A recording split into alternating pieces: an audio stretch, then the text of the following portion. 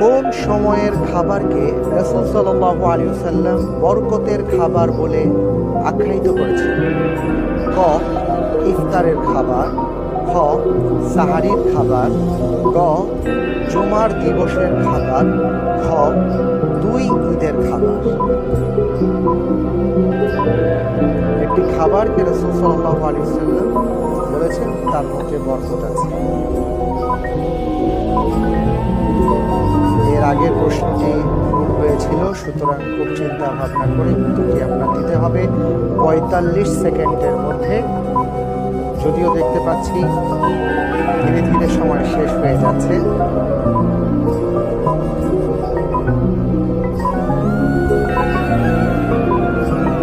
তাড়াতাড়ি বলুন। সাহরির খাবার। সাহারির খাবার লক করে দিচ্ছি, সাহারির খাবার।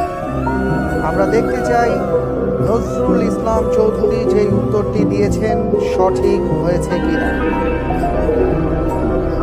আপনার উত্তরটি সঠিক হয়েছে, আলহামদুলিল্লাহ।